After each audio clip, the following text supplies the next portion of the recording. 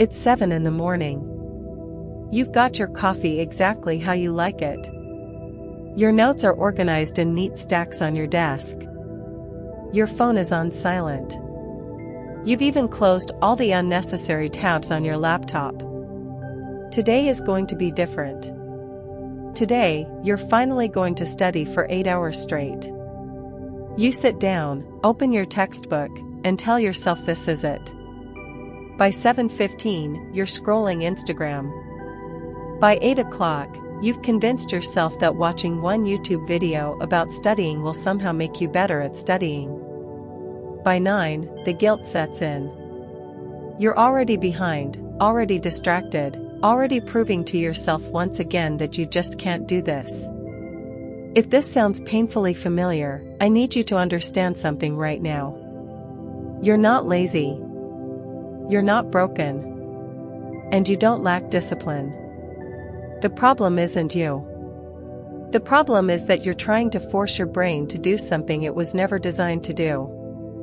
You're fighting a battle against your own neurology, and you're losing because no one ever taught you the rules of the game. Here's what I mean. Your brain doesn't actually get tired from studying. I know that sounds wrong because after an hour of trying to focus on organic chemistry or financial accounting, you feel absolutely exhausted. But that exhaustion? That's not your brain running out of energy. That's your brain screaming at you that it's bored. There's a massive difference, and understanding that difference is going to change everything for you. Your brain is the most complex structure in the known universe. It uses about 20% of your body's total energy despite being only 2% of your body weight. But here's the thing, it almost never actually runs out of fuel. What it does run out of is dopamine, novelty, and reasons to care. When you feel like you can't study anymore, what's really happening is that your brain has detected that this activity is monotonous, unrewarding, and possibly pointless. So it starts looking for literally anything else to do. That's not a discipline problem. That's a neuroscience problem. And you've been trying to solve it with motivation and willpower, which is like trying to fix your car engine with positive thinking. By the end of this video, you're going to understand exactly why you can't focus for more than 45 minutes without your mind wandering. More importantly, you're going to learn the exact system that medical students, law students, and people preparing for the hardest exams in the world use to study 8, 10, even 12 hours a day without burning out. Not because they're smarter than you. Not because they have some superhuman ability to focus. But because they understand something about how the brain actually works, and they built their study routine around that understanding instead of against it. Let me tell you why this matters right now, in your life, today. You're living in the hardest time in human history to focus on anything. You have a device in your pocket that's literally engineered by some of the smartest people on Earth to be as addictive as possible. Every app you use has a team of neuroscientists and behavioral psychologists working full-time to make sure you can't look away. You're not competing against other students anymore. You're competing against billion-dollar companies that have gamified your attention span. And then on top of that, someone tells you to just sit down and read a textbook for 8 hours. Of course that feels impossible. But here's what's actually possible. Right now, there are students who are studying more effectively in 4 hours than most people do in 10. There are people who sit down for 8-hour study sessions and stand up feeling energized, not drained. They're not superhuman. They're just using a completely different approach. And I'm going to show you exactly what that approach is. First, we need to destroy some myths that are sabotaging you before you even start. Myth number 1, the best students can just sit down and focus for hours. No, they can't. What they can do is use invisible systems and techniques that make it look effortless from the outside.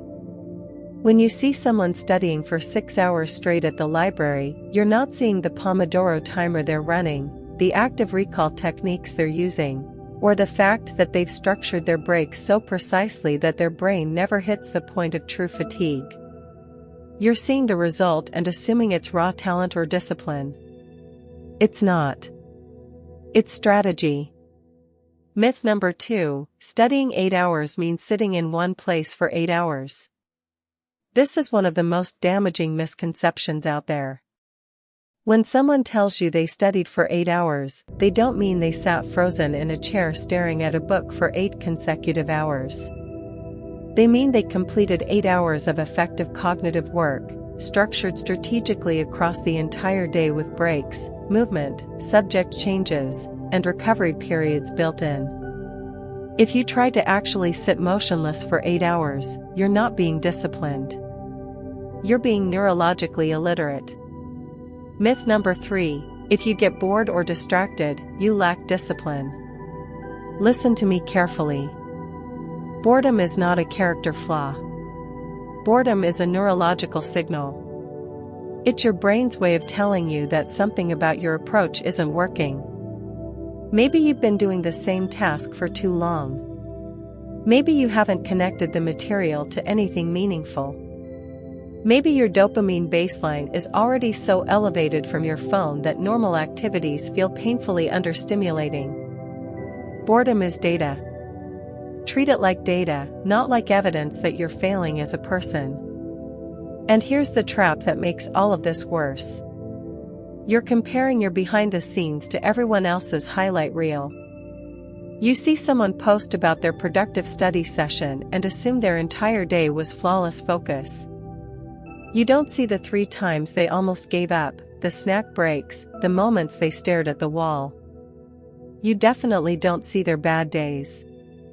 So you're holding yourself to a standard that doesn't even exist, feeling like a failure for being human. Now let me give you the truth that's going to set you free. Your brain is not designed to power through boredom. It's designed to avoid it. For thousands of years, that was a survival mechanism. Boredom meant you were wasting energy on something that wasn't helping you survive. So your brain evolved to constantly scan for more interesting, more rewarding, more novel activities. In the modern world, that mechanism is exactly what makes studying hard and scrolling TikTok easy. But once you understand that, you can work with it instead of against it. Your prefrontal cortex is the part of your brain responsible for focus, decision-making, and self-control. It's incredibly powerful, but it runs on a limited resource. Think of it like a battery that drains throughout the day every time you resist temptation, make a decision, or force yourself to focus on something boring. This is why you can feel completely mentally exhausted even though you've barely learned anything. You've been draining your prefrontal cortex fighting distractions instead of actually studying. But here's the key insight: your brain doesn't drain from hard cognitive work. It drains from unrewarding cognitive work. When you're genuinely engaged, curious, and mentally stimulated, you can think for hours without feeling depleted. You've experienced this. You've lost 3 hours to a video game or a Netflix series and felt fine. You've had conversations that went for hours without noticing the time. The issue isn't that your brain can't focus for long periods. The issue is that the way you're trying to study is neurologically unrewarding, so your brain is actively resisting it. The real culprit is dopamine. Dopamine is the neurotransmitter that drives motivation, focus, and the feeling of reward. When you do something your brain perceives as valuable, it releases dopamine, which makes you want to keep doing that thing. The problem is that modern technology has completely hijacked this system. Every time you get a notification, a like, a new message, your brain gets a tiny hit of dopamine. You're training your brain that the phone equals reward and the textbook equals nothing. So when you try to study, your brain is literally comparing the expected dopamine from reading about cellular respiration to the guaranteed dopamine from checking your messages. And the textbook loses every single time. Let me introduce you to Alex. Alex is a pre-med student at a state university. Average grades in high school, no special genius level IQ, just a regular person with big dreams of becoming a doctor. For his first 2 years of college, Alex struggled. He'd sit down planning to study for hours and barely make it through 2. He'd feel guilty, frustrated, and increasingly convinced that maybe he just wasn't cut out for medical school. He'd see other students seemingly effortlessly putting in long study days and wonder what was wrong with him. Then something changed. Alex noticed that the top students in his organic chemistry class weren't necessarily smarter than him. In study groups, he could keep up with them just fine. The difference was that they could put in 8 hours of focused study while he maxed out at 3 before his brain turned to mush. So he started asking questions. What he discovered changed everything. These students weren't relying on discipline or willpower. They had systems. They understood things about how memory works, how attention works, how to structure a study day so it felt sustainable instead of like torture. Over the next semester, Alex completely rebuilt his approach to studying. He didn't become a different person. He didn't suddenly develop superhuman focus. But he went from barely scraping through 3 hours of distracted study to consistently hitting 7 to 8 hours of deep, focused work. His grades skyrocketed. More importantly, studying stopped feeling like something he had to force himself through and started feeling like something he was genuinely capable of. I'm going to show you exactly what Alex learned, step by step. But first, we need to talk about the single most important concept that changes everything. Let me ask you something. What did you do this morning in the first 30 minutes after you woke up? If you're like most people, you grabbed your phone. Maybe you checked messages, scrolled through social media, looked at the news, watched a few videos. It feels harmless. It feels like you're just easing into the day. But neurologically, you just destroyed your ability to focus for the next several hours. Here's why. When you wake up, your brain's dopamine system is at baseline. It's ready to find things interesting and engaging. This is your window of maximum focus potential. But the moment you start scrolling through highly stimulating content, you spike your dopamine. Your brain gets used to that elevated level of stimulation. Now, when you sit down to study something that's naturally less stimulating than Instagram Reels or Twitter drama, your brain perceives it as boring by comparison. You've raised the bar for what counts as interesting, and your textbook can't compete. This is the dopamine problem, and it's probably the biggest hidden barrier to your ability to study for long periods. Every time you check your phone, watch a video, or scroll through feeds before studying, you're making studying feel more boring than it actually is. You're not weak. Your neurochemistry is just working against you. So here's what Alex learned to do. He implemented what he called a morning dopamine detox. For the first 90 minutes after waking up, absolutely no phone. No social media, no news, no YouTube, nothing digitally stimulating. Instead, he'd get up, make coffee, maybe go for a short walk, review his study plan for the day, and then sit down to work. The first few days felt uncomfortable. His brain was used to that morning dopamine hit. But within a week, something remarkable happened. When he sat down to study, the material actually felt engaging. His brain wasn't comparing it to the hyperstimulation of his phone. It was comparing it to staring at the wall. Suddenly, studying won. Let me tell you about Sarah. Sarah's a law student, first year, drowning in case law and legal theory. She'd sit down every morning planning to read for hours. 45 minutes in, she'd be fighting to keep her eyes open, completely unable to focus. She tried everything. More coffee. Classical music. Moving to different locations. Nothing worked. Then she tracked her morning routine and realized something. Every single day, she spent the first hour of her morning scrolling through news apps and checking email. She was starting her day in a state of elevated stress and elevated dopamine. By the time she opened her casebook, her brain was already fried. She made one change. No phone for the first 2 hours after waking. That's it. One change. Within 3 days, reading case law went from feeling like torture to feeling actually manageable. Some days, even interesting. Nothing about the material changed.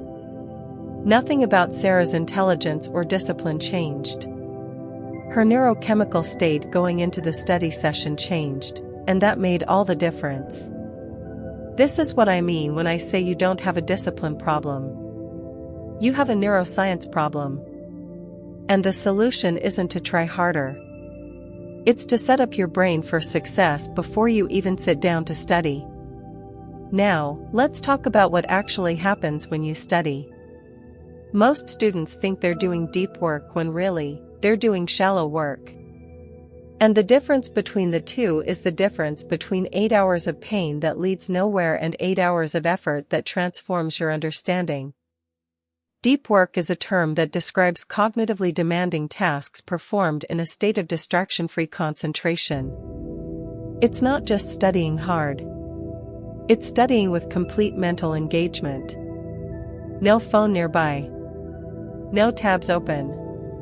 No part of your brain monitoring for notifications or wondering what you're missing. Just you and the material, fully present. This is where real learning happens. This is where memory gets encoded deeply. This is where you build genuine understanding instead of surface-level familiarity. Shallow work, on the other hand, is what most people do most of the time. It's rereading notes while half paying attention. It's watching a lecture video while checking messages. It's sitting at a desk with a textbook open but mentally you're somewhere else.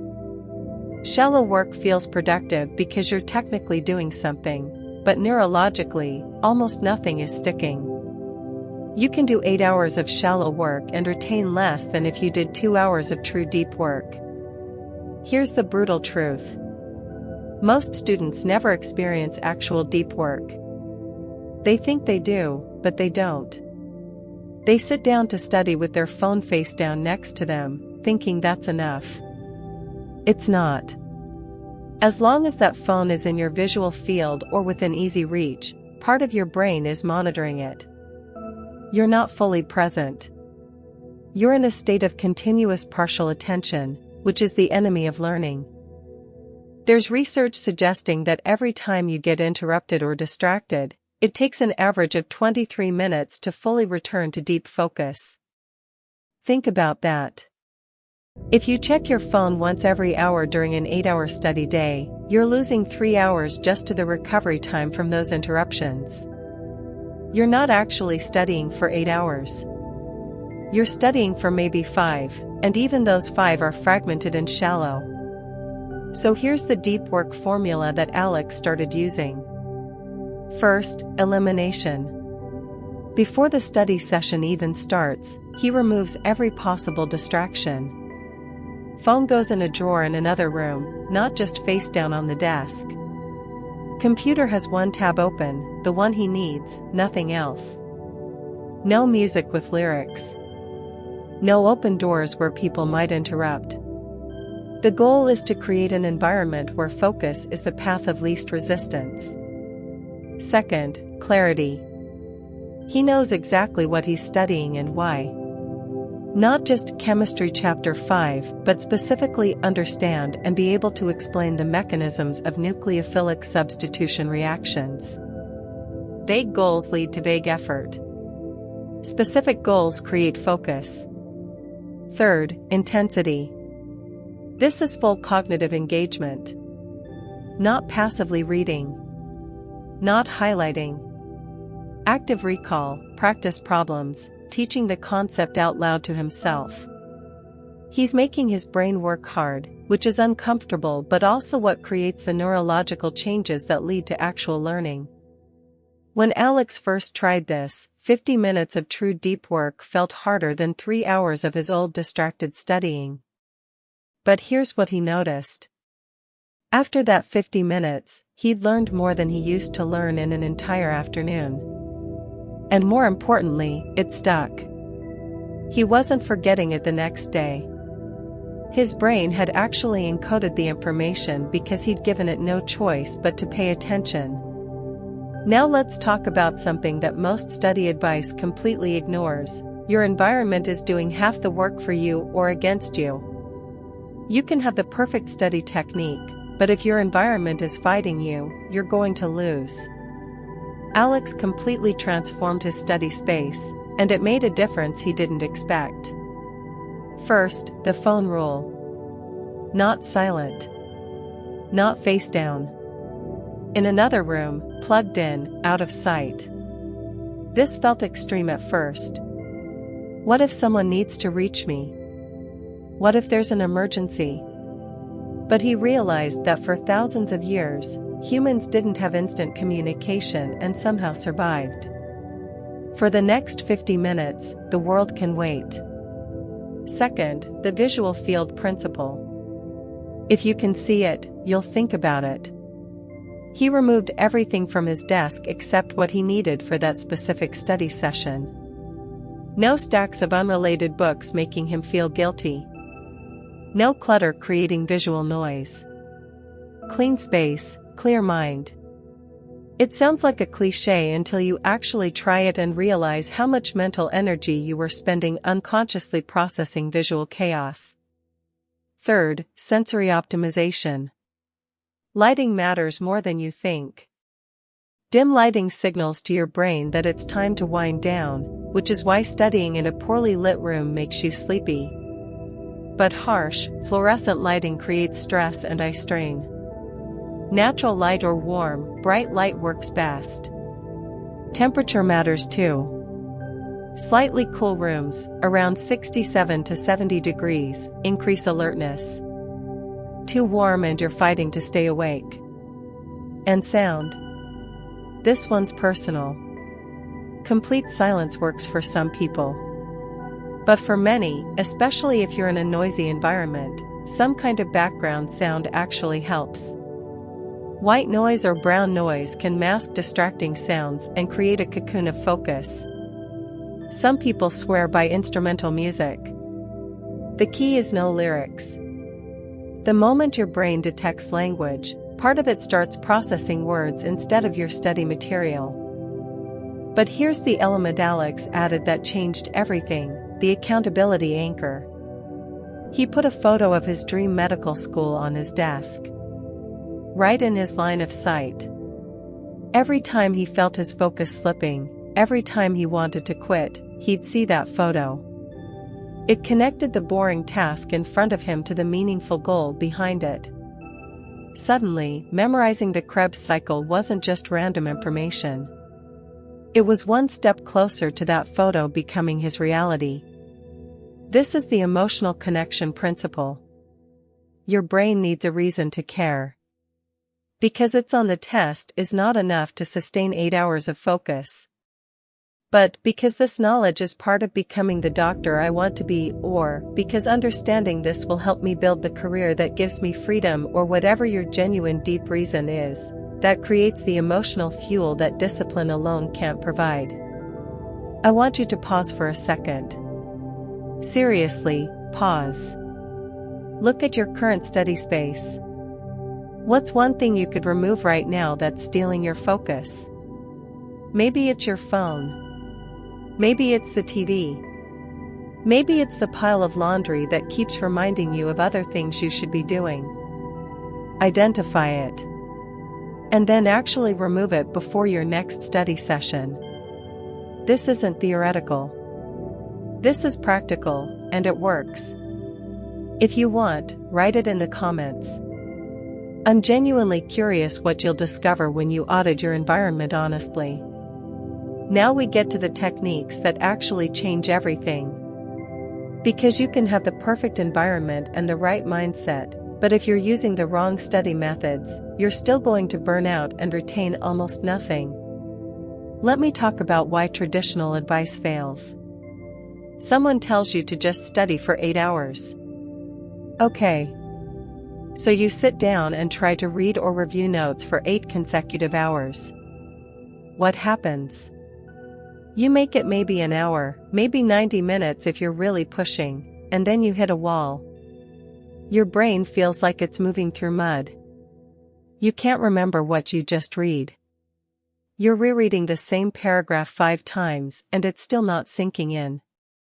So you quit, feeling like a failure. But you didn't fail. You just tried to do something that goes against how your brain actually works. Your brain has natural rhythms of focus and rest. They're called ultradian rhythms, and they cycle roughly every 90 to 120 minutes. During the peak of the cycle, your brain is primed for focus. During the trough, it's primed for rest and recovery. When you try to push through that trough with pure willpower, you're not being productive. You're just creating stress and exhaustion. This is where the Pomodoro Technique comes in, but we're going to engineer it properly. The basic Pomodoro is 25 minutes of work, 5 minutes of break. That's a good starting point, but for deep studying, Alex found a better rhythm. 50-minute deep work blocks followed by 10-minute strategic breaks. 3 of these blocks back to back, then a longer 30-minute recovery period. Here's why this works. 50 minutes is long enough to get into deep focus and accomplish meaningful work, but short enough that you can maintain intensity without burning out. The 10-minute breaks aren't for scrolling. They're strategic recovery. Alex would stand up, walk around, do some stretches, drink water, look out a window at something far away to rest his eyes. No screens. No mentally demanding activities. Just pure rest. After 3 of these blocks, he'd take a real break. 30 minutes where he'd eat, walk outside if possible, maybe listen to music, completely disconnect from studying. This is crucial. Your brain doesn't just learn while you're actively studying. It consolidates and processes information during rest periods. If you don't give it that time, you're sabotaging your own learning. Let me tell you about Marcus. Engineering student, studying for his thermodynamics final.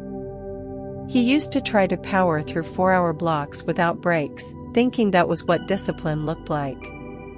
By the afternoon, he'd be completely fried.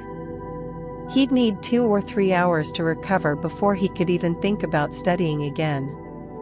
Total productive time? Maybe 5 hours on a good day. Then he tried the structured break system. 50 minutes on, 10 minutes off. After 3 hours, a real 30-minute break. He was skeptical. It felt like he was studying less because he was taking so many breaks. But something strange happened. He wasn't crushing in the afternoon anymore. He could do another 3-hour block. Then another 2 or 3 hours in the evening. Suddenly he was consistently hitting 8 hours of actual deep work, and it felt easier than his old 5 hours of pushing through exhaustion. The insight he had was profound. Rest isn't wasted time.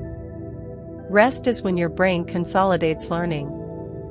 The break is part of the study session, not a departure from it. Once you understand that, everything changes. Now let's talk about the single most powerful study technique that most students completely ignore: active recall. Here's the thing. Rereading doesn't work.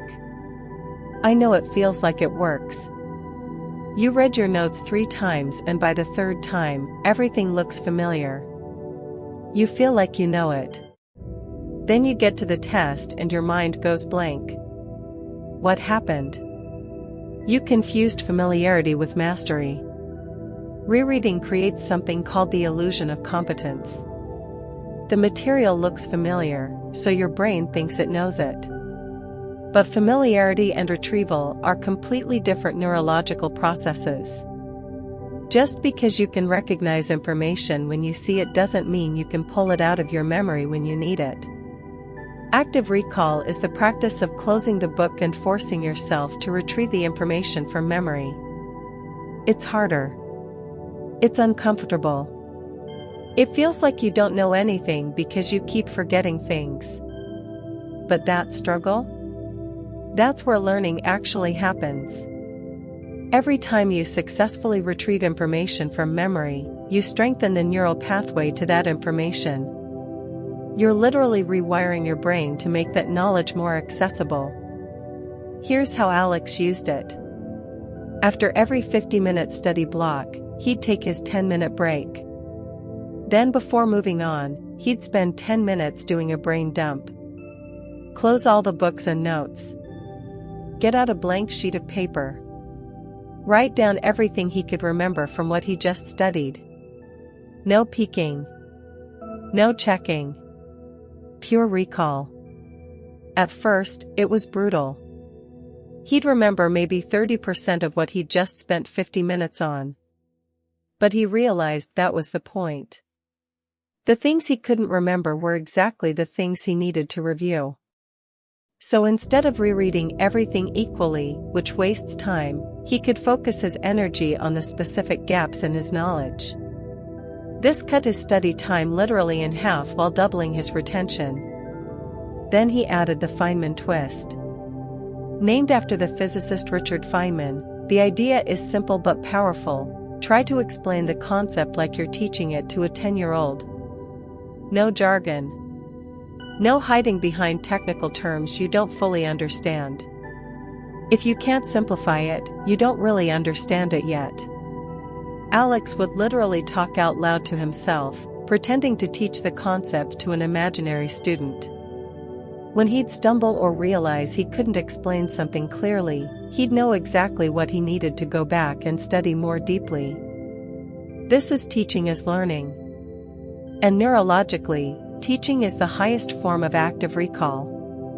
It requires you to organize information, connect concepts, and retrieve everything from memory in a coherent way. It's hard. But it's also the fastest path to genuine understanding. Now we need to solve the boredom problem. Because even with perfect technique, if you're bored, you're fighting an uphill battle. And here's what most people don't understand. You don't get bored because the material is inherently boring. You get bored because your brain craves novelty, and you're giving it monotony. Monotony is neurological kryptonite. Your brain is designed to notice and engage with new things and tune out repetitive things. This was helpful when we needed to stay alert to changes in our environment that might signal danger or opportunity. But it's terrible for studying the same subject for 8 hours. So here's strategy 1, subject rotation. Don't study one subject for 8 straight hours. You'll go insane, and more importantly, you'll retain less. Alex's schedule looked like this: 90 minutes of biology, break, 90 minutes of chemistry, lunch, 90 minutes of physics, break, 90 minutes back to biology. Each switch felt like a fresh start to his brain. Even though he was still studying, the novelty of a different subject re-engaged his attention. Strategy 2, method variation. Don't use the same study technique all day. Hour 1, active recall. Hour 2, practice problems. Hour 3, concept mapping, where he'd draw out how different ideas connected. Hour 4, teaching out loud. Each different method engages different neural pathways and prevents the feeling of monotonous repetition. Your brain stays engaged because it's constantly being asked to work in slightly different ways. Strategy 3, and this is the one that surprised Alex the most, the curiosity injection. For every topic, no matter how dry it seemed, he'd force himself to find one genuinely interesting question. Not what's going to be on the test, but what am I actually curious about here? Studying biochemistry, instead of just memorizing pathways, he'd ask, why does caffeine actually work at the molecular level? Suddenly he's not just memorizing that caffeine blocks adenosine receptors. He's genuinely curious about the mechanism. He wants to understand it. That curiosity triggers a dopamine release. His brain is now pursuing an answer to a question it cares about, not forcing itself through information it's supposed to care about. Let me tell you about Priya. Accounting major, found financial accounting absolutely mind-numbingly boring. She'd fall asleep reading her textbook. She was ready to change majors. Then she started asking curious questions. How did Enron actually use accounting tricks to hide their fraud? How do companies legally manipulate their financial statements to look better than they are? Suddenly, dry accounting principles became detective work. She was learning the rules so she could spot when someone was breaking them. She went from barely able to study 2 hours to easily hitting 6 or 7 because she'd transformed the material from stuff I have to memorize to answers to questions I'm curious about.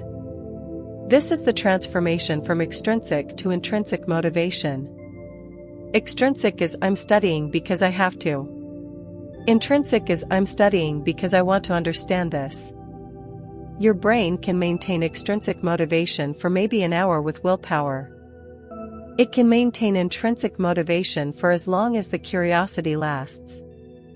Finding that one curious question per topic is the key that unlocks hours of sustainable focus. Here's your challenge, and I really want you to do this. Before your next study session, identify one thing about your topic that you're genuinely curious about. Not what's important for the test. What do you actually want to know? Write it down. Start your study session by pursuing the answer to that question. See how it changes your engagement with the material. If you do this, comment below and tell me what question you chose. I promise you, this one shift can change everything. Now we're going to put this all together into the complete system. But first, we need to address the mistakes that kill study sessions before they even start. Mistake number 1, starting without a plan. You sit down with a vague intention to study and then waste the first 30 minutes figuring out what to study, finding materials, getting organized. By the time you actually start, you've already drained your mental energy on decisions and logistics. Alex learned to plan the night before. He'd write down exactly what he was studying, in what order, with what materials, and what success looked like for each block. When he sat down the next morning, there were 0 decisions to make. Just execute the plan. Mistake number 2, ignoring your physical state. You can have perfect technique, but if you slept 4 hours or you're running on energy drinks and junk food, your brain doesn't have the resources to perform. Alex started treating his body like an athlete treats theirs. 7 to 8 hours of sleep, non-negotiable. Breakfast with actual protein, not just sugar and caffeine. Consistent hydration throughout the day. It sounds basic because it is basic. But basic doesn't mean unimportant. Your brain is a physical organ. It needs fuel, rest, and proper conditions to function. Mistake number 3, all or nothing thinking. If I can't do 8 perfect hours, I failed. No. Progress over perfection, always. Alex had bad days. Days where he could only manage 4 or 5 hours of deep work. He used to beat himself up about that. Then he realized that 4 hours of true deep work still put him ahead of 90% of students who were studying for 8 hours but actually just sitting at a desk fighting distractions. The goal is progress, not perfection. Let me take you to Alex's breakthrough moment. It was week 3 of using these systems. He was in the library, working through biochemistry, and he suddenly looked up and realized he'd been studying for 7 hours. He hadn't checked the time once. He hadn't felt the urge to look at his phone. He'd been completely absorbed in understanding metabolic pathways because he'd connected it to a curious question about how diabetes actually disrupts insulin signaling. The realization hit him: I'm not forcing this anymore. I'm actually engaged. That's the psychological shift. Studying stopped being something he had to endure and became something he was genuinely engaged in. Not because he became more disciplined. Not because the material magically became easier. But because he removed all the friction. He set up his environment, his techniques, and his mindset so that focus became the path of least resistance. Here's what compounds over time. Week 1, it was still hard, but less miserable than before. Week 2, the system started feeling more natural. Week 3, he started experiencing flow states where hours passed without him noticing. Week 4, 8-hour study days felt achievable instead of impossible. Nothing about Alex fundamentally changed. His environment changed. His techniques changed. His understanding of how his brain works changed. And that changed everything. The insight that transformed everything for him: you don't need to become a different person. You need a different system. Discipline is what you need when your system is broken. When your system is right, discipline barely factors in because you're not constantly fighting yourself. So let me give you the complete 8-hour study system that Alex built. This is practical. This is tested. This works. The night before, he plans tomorrow's study blocks. Not just study chemistry but complete chapter 12 practice problems, review and do active recall on acid-base equilibrium, create concept map connecting to previous chapter. Specific. Clear. Measurable. He prepares his environment. Desk is clear. Materials are ready. Phone is charging in another room. Sleep schedule is set for 7 to 8 hours. Morning is the foundation. No phone for the first 90 to 120 minutes. He starts with light exercise, maybe just a 15-minute walk, which primes his brain for focus. High-protein breakfast for sustained energy, not sugar that'll crash him an hour later. He reviews his daily plan and connects it to his larger goal. Why does today matter? Because it's one more day closer to medical school. That emotional connection fuels motivation. Study block 1 is 2.5 to 3 hours. 3 cycles of 50 minutes deep work, 10 minutes active break. He uses active recall, not passive reading. Phone is in a different room. If he's on his computer, only one tab is open. This block is usually his best because his brain is fresh. Midday reset is 30 to 60 minutes. Actual lunch, not eaten at his desk. A walk outside if possible because natural light and nature exposure genuinely boost cognitive function. Light physical activity. Crucially, no screen time. This is real rest. Study block 2 is another 2.5 to 3 hours. He switches subjects if possible for the novelty effect. If he did biology in the morning, he does chemistry now. He varies his technique. If morning was recall heavy, afternoon is practice problems. Same break protocol as the morning. Afternoon reset is 20 to 30 minutes. Healthy snack. Brief meditation or just sitting quietly with eyes closed, which legitimately resets your focus. He reviews, what have I actually learned today? This metacognitive check helps consolidate. Study block 3 is 2 to 3 hours. This is often the hardest block because he's been at it all day. So he saves his most interesting material for this time, or he goes lighter with review and consolidation rather than learning brand new difficult concepts. He maintains the break structure even when he's tired because that's when it matters most. Evening wind down. Brain dump, he writes out everything he learned today. Active recall one more time, which also helps consolidation during sleep. He plans tomorrow so he wakes up knowing exactly what he's doing. And critically, he celebrates the win. He just did what most people think is impossible. That deserves recognition. A good meal, some relaxation, something enjoyable. This creates a dopamine reward for completing the day, which makes his brain more motivated to do it again tomorrow. Now, you might be thinking, there's no way I can jump straight into 8 hours. You're right. Don't. Start small and scale up. Week 1, target 4 to 5 hours using these techniques.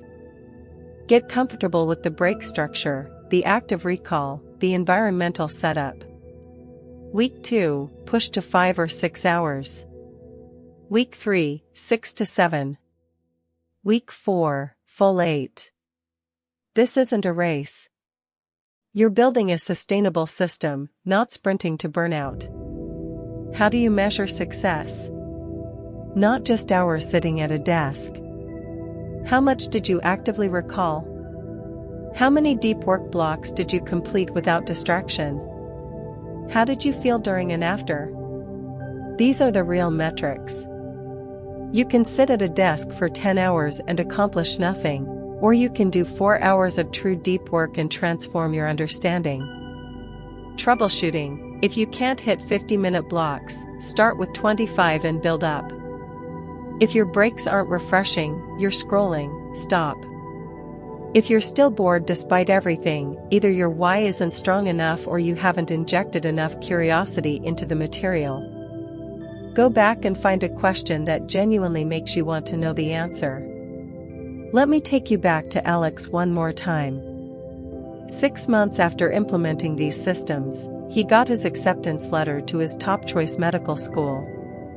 Not because he was the smartest applicant. Not because he had some innate talent others lacked. But because he studied smarter. His GPA went up. His MCAT score reflected genuine understanding, not just cramming. And in his interviews, he could talk about concepts with real depth because he'd actually learned them, not just memorized them. I asked him what the biggest change was. He said, "I stopped fighting my brain. I used to think I was broken because I couldn't focus like other people. Then I realized other people were struggling too, they just hit it better. Once I learned how my brain actually works and built my study routine around that instead of against it, everything clicked. I didn't become superhuman. I just stopped being stupid about how I studied." That's the transformation I want for you. Not from who you are, but from fighting yourself to working with yourself. From guilt and frustration to confidence and capability. From I can't focus to I know exactly how to create focus. From dreading study sessions to knowing that when you sit down, you have a system that works. And here's the larger truth. This isn't just about studying. These principles apply to any deep work. Writing, coding, art, building a business. Anything that requires sustained focus and cognitive effort. Understanding your brain's dopamine system, creating the right environment, structuring work and rest, using active engagement instead of passive consumption, these are life skills. You're not just learning to study better. You're learning to work with your mind instead of against it, and that changes everything. So here's what I want you to understand. You already have everything you need. You don't need more discipline. You don't need to be smarter. You don't need some special focus gene. You need better systems. And now you have them. Tomorrow, I want you to try just one 50-minute deep work block using these principles. Morning dopamine detox. Environment setup. Phone in another room. One specific task. Active recall at the end. Just one block. See how it feels. See what you accomplish. See how much more present and engaged you are compared to your usual studying. Then build from there. If this changed how you think about studying, I create videos like this every week. Neuroscience-backed strategies for learning, productivity, performance, understanding how your mind actually works so you can use it more effectively. Hit subscribe so you don't miss them. This is the kind of content that doesn't just entertain you for 10 minutes and disappear. This is the kind of content that if you actually apply it, changes your trajectory. Your brain isn't broken. It's brilliant. You just needed to learn its language. Now you have. The only question is, what are you going to do with that knowledge?